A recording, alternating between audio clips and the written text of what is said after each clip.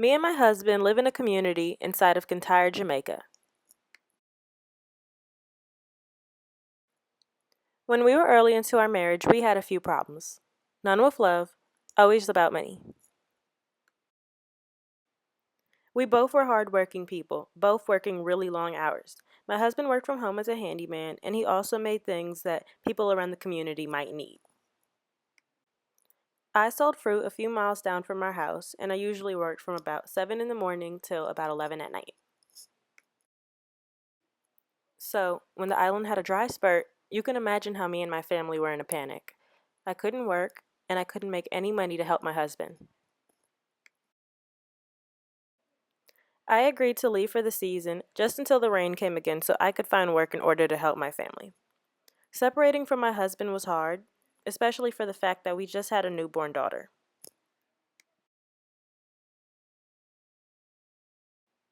I traveled all the way to Rockfort, a community inside of Kingston. Shortly after arriving, I found a few old friends who helped me find work. I found this respectable farm owner and butcher. She raised goats, cows, and pigs, and I would work for her doing the same thing. So we became friends. We both had a lot of respect for each other. I liked the fact that she was steady and honest, and she admired me for being so dedicated to my family and also really good at my job. I trusted her so much that I gave her all my money to hold on to since I had no safe place to store it.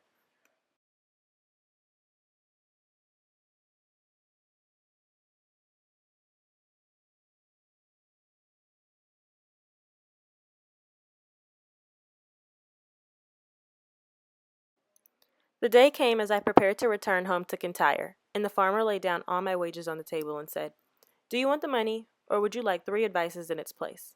I simply said, "The advice." I admired her, and her advice had never steered me wrong before. She took back the money she just laid out and said the following: 1. When you are going home, keep on the highway and take no byway. 2. Lodge not in any house in which you see an old man and his young wife. And 3. Do nothing rashly until you have well considered what you will do.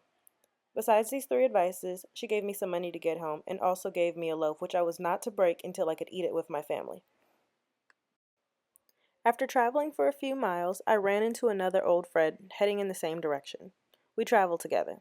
After a few more miles, he said he knew a shortcut that involved going the local way home. I thought of the farmer's advice and I decided against it. My friend agreed to take the local way and meet back up with me. When we met back up, he told me that he was robbed on the local way home, and I was thankful that I listened to the farmer's advice. My friend was wounded when he was robbed, so we decided to find a place so we could sleep overnight. But when we found the place, we saw an old man and a young wife, so I decided not to stay there because I remembered the farmer's second advice. Besides their age difference, the couple seemed odd, and I had a bad feeling. My friend decided to stay while I stayed at a place just next door.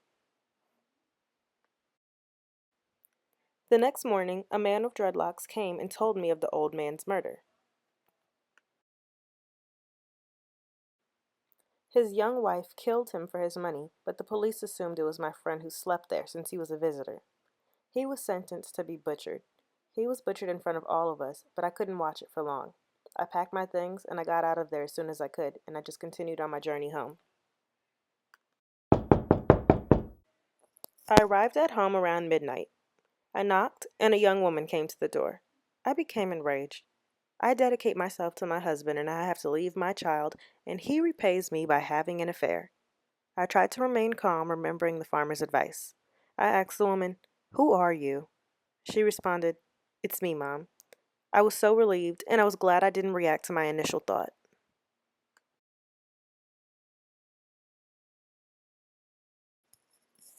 My husband came to the door, and we all hugged, and I told them of my experience. We sat down at the table to cut the bread, and the bread was all of my money.